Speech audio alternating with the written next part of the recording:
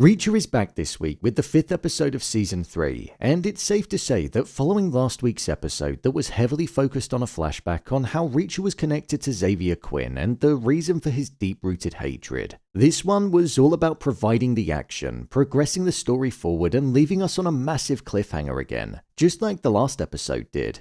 With us seeing several deaths, Reacher's cover almost being blown and him actually realizing that Paulie might be a threat to him after taking the punch. Let's dive into the episode and break down all that there was to take away from it. Here is Reacher Season 3 Episode 5 Ending Explained.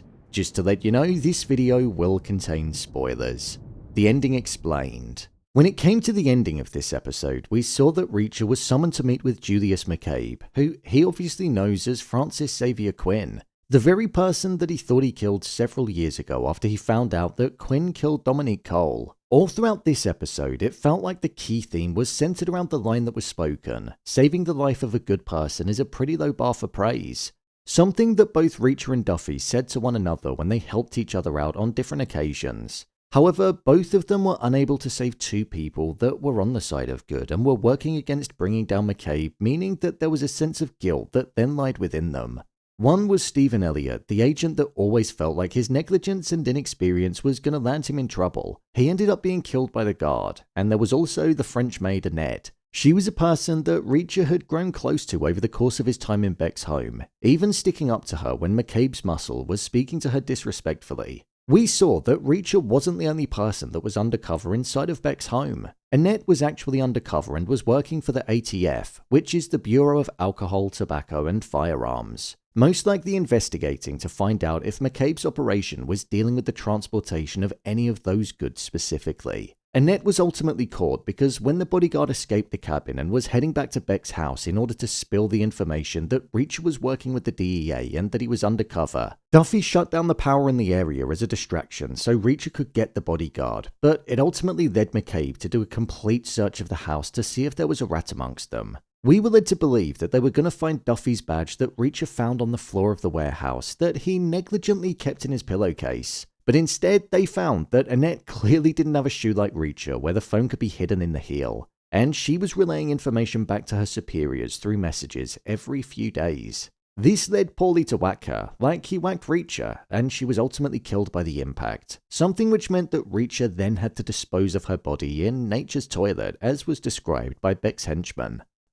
This death was one that impacted Reacher because she was somebody who he had a connection with, was a good person and didn't deserve to die. Him receiving the pie from her with a note that said thank you just added that extra layer of human connection there, and I think when he saw her, it broke him a little bit. Hence why he still had her blood on his hands, and he made sure that he laid her to rest with her head facing upright before it was covered, so there was at least some dignity and respect that he could at least try and show her. As well as mourning her, I also feel like he saw himself in that situation. He saw what McCabe, Beck, and Paulie do to feds if they're found to be undercover. They're eliminated within minutes, which in this instance is instantly. And whilst I don't think he feared it, I think it was more of a realization that he was always only a few steps away from being killed. With him being summoned to meet with McCabe, aka Quinn, at the end of the episode, it was a risk for him because he could have been recognized, but as we heard, Quinn did suffer from amnesia after the fall and the shot, so he might not recognize Reacher at all. But it does still seem like Reacher still has that thirst for Quinn's blood after what he did to his close friend Cole.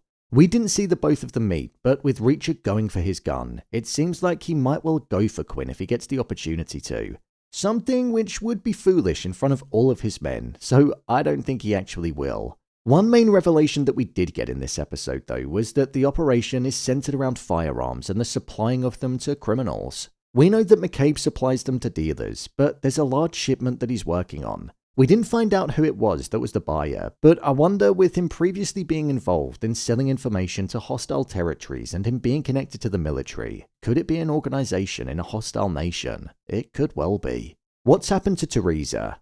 We saw that there was a focus on Duffy still feeling responsible for Teresa going missing, and the odds being on the side of her being dead. However, we saw that Duffy told the story of a young boy that went missing and months later turned back up, so she was holding on to any glimmer of hope that she could possibly find. I would say though, I'm probably on the side of Reacher and Villy with their thought process in thinking that she'd most likely be killed if her cover was blown. These are people that don't think twice about killing somebody, especially if they're working with the authorities. However, there were signs of her still being alive, let's remember that. Whilst it feels like Teresa could well be killed, and that's the obvious option, I'm kind of theorizing that maybe something else could have happened. What if she ended up switching loyalties and siding with the likes of Beckham McCabe? At the end of the day, she didn't owe anything to Duffy because she pretty much blackmailed her with time in jail if she didn't go there undercover. So what if they allowed her to switch sides after she told them all of the information that was shared and why it was that they were being investigated? This would definitely be a twist, and one that I would actually quite like to see. My review of the episode.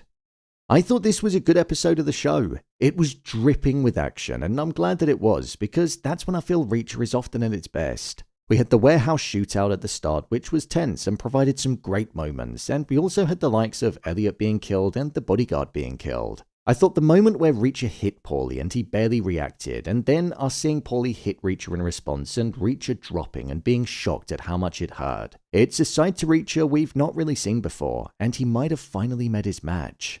When Reacher said, "I just haven't worked him out yet," it showed us that he's already thinking about what Paulie's weakness could be and what his way in is, as he's never really seen anybody as big as him fight as quickly as he does. So I feel like an epic showdown is definitely on the horizon for the both of them, and I'm looking forward to seeing it unfold. When it comes to the overarching story in this season, it's definitely engaging, but I'd probably say that by this time last season, and maybe in season 1, I felt like there was a bit more going on and the stakes just felt a little bit higher. One thing that I'd say that I'm missing in this season is probably the connection that Reacher often has with a character. For example, in Season 1 it was Roscoe and Finlay, and in Season 2 it was Dixon and the rest of his team. But in this season, I'm just not really getting that same kind of strength and connection as to what he previously has done. I think it's because he's undercover and naturally just more isolated. I feel like Annette could have definitely been that, and even Richard, but we're just not seeing him with anybody. He's getting that connection over the phone, which makes it a little bit more difficult. How foolish was it of Elliot to let his guard down? I get that he thought that he could trust him, but just like how he wasn't equipped enough for the last case, he let his guard down again and his mistake ultimately ended up landing him a one-way trip to the pearly gates. I thought he'd have some kind of redemption from his previous case, but I guess it just wasn't meant to be. There's been a lot of focus on Billy and the fact that he's old, he's on the cusp of retiring, and he's only doing this because he cares about Duffy. All of this focus is making me think that he's going to die whilst in the line of duty and he's not going to make it to retirement. Ultimately showing that the case that Duffy feels so desperate to crack and the aim of rescuing Teresa is going to cost her the people that she cares about and also her job. I'm definitely enjoying this season so far, but I'd say as we've now passed the halfway point, the pace is probably going to increase even more and the action is only going to get greater. So, bring it on. So, there you have it. Reacher Season 3 Episode 5, Ending Explained. If you want to see more videos on Reacher Season 3, then click on the card in the top corner. There'll be a playlist there. And don't forget to subscribe so you don't miss future videos. What did you think of this episode? Share your thoughts in the comments. Thanks for tuning into this week's breakdown on Reacher, and I'll see you in the next one.